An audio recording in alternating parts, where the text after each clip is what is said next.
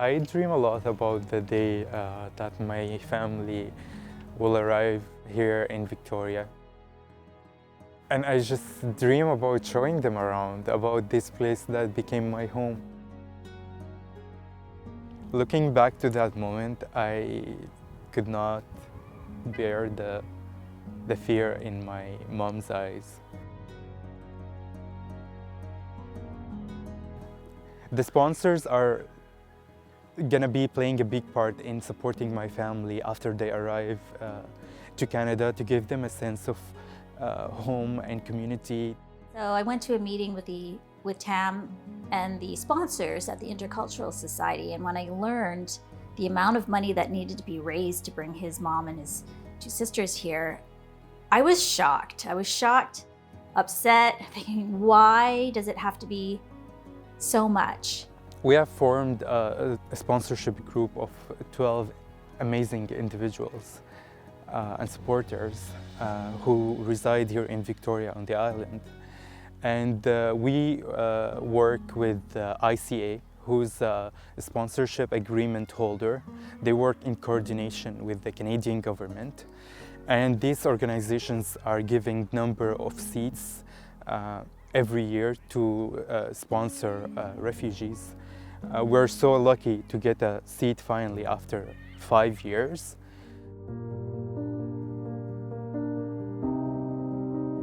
You know, his family is just at a risk. I have no idea how he manages each day with his mental health. It's actually amazing how he keeps it together. He's such a hard worker. He's been working. I know that he's been not only doing that, but school on top of it and doing exams, and he blows my mind. You know, we don't appreciate how good we have it here in Victoria. You know, we live in a very wealthy place, a very safe place, and now we know with Ukraine, like that was thought to be a safe place too, and now it's not safe. Syria was once thought to be a fairly stable, safe country to live in. The night I left Syria, there was like an attack from all around the city, from different parties.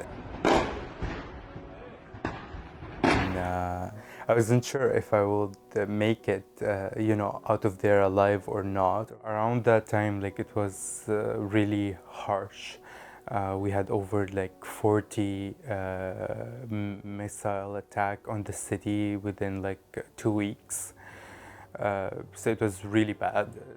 Like, I just can't believe the circumstances they have to survive each day compared to even third world other countries that are out there. It's a whole different level of struggle in places like Syria.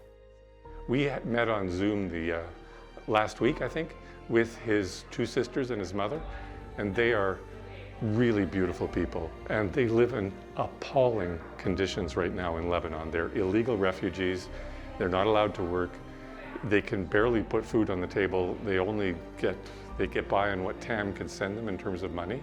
There's been quite a few hard days where he just wants to chat with them, and until that moment happens, he has that fear in him of are they still there, are they still breathing? That's a reality for him. Every hour, every day. اوكي عادي.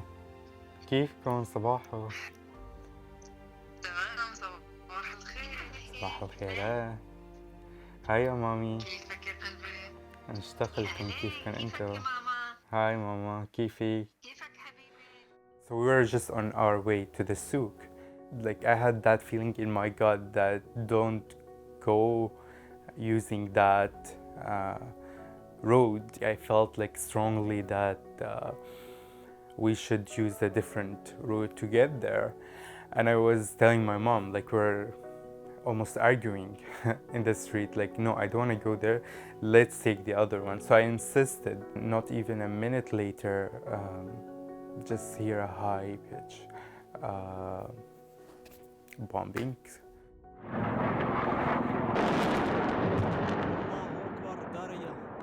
The buildings, the sky, the land felt like everything was shaking and everything was like crumbling like a piece of paper.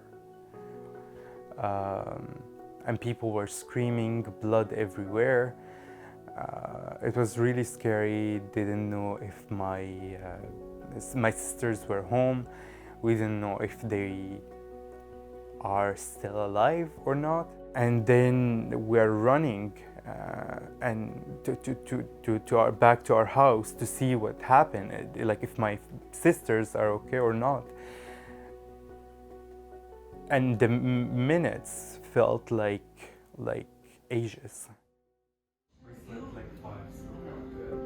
But maybe you nap just going out like a snooze. Like a minute nap, snooze. No, but also like you plan a lot on. And the mix. My mom taught me how to make Syrian bread. I used to just watch her make it every Friday or Thursday for the weekend. So, what are you worried about? What are you worried about right now? I want to just make sure everything lines up tomorrow morning.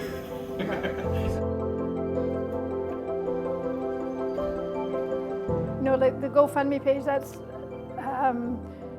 that's an online thing, and people, can read the story and be inspired that way.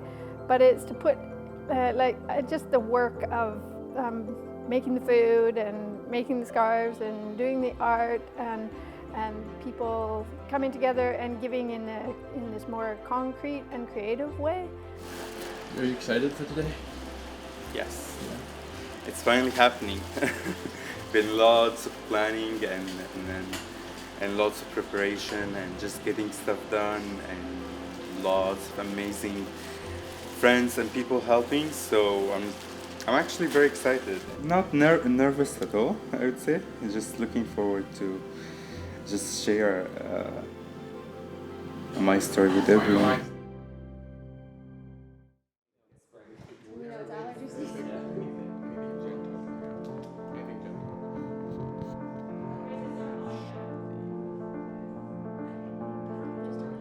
Just like lots of mix of emotions, happy. Feels like home actually, with all the people, the love. Really good.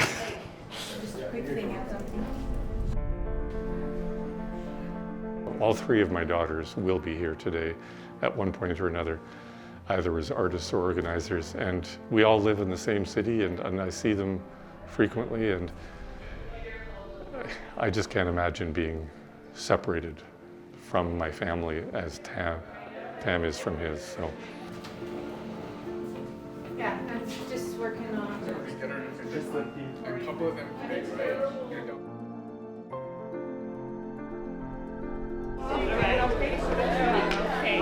Thanks a lot. Enjoy it.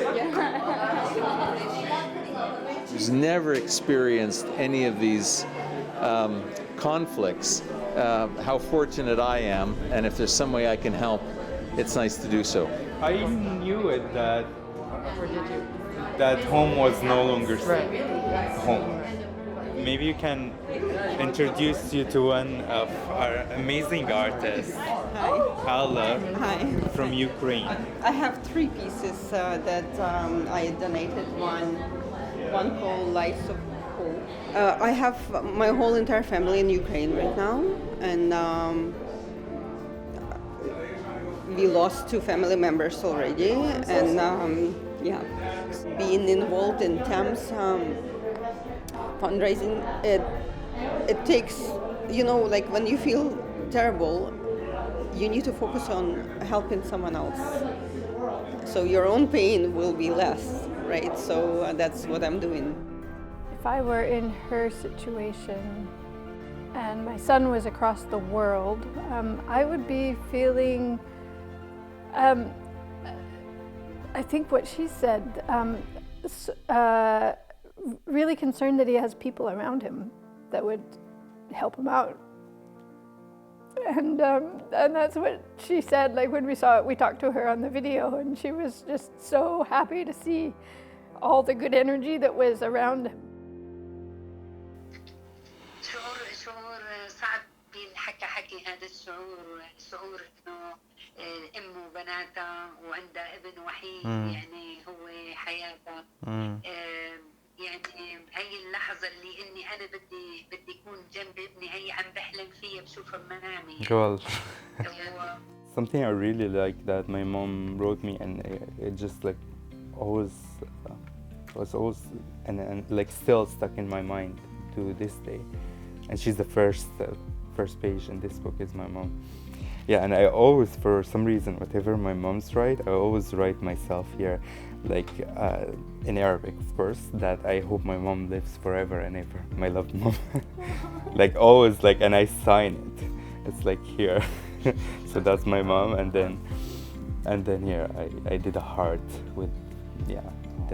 So anyway, what she says in here, that life is like a train, and people in each station, they come to, like, you have new people coming and new people leaving. Some people are gonna be good, some of them might not be good, and she's saying, I really hope that your like life, or like your train, your life train is like filled with love and success.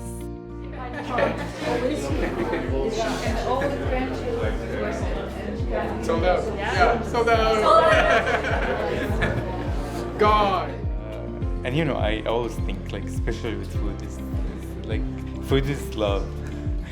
So I hope people go now, like, after they go home, they, you know, get to enjoy a meal made by us.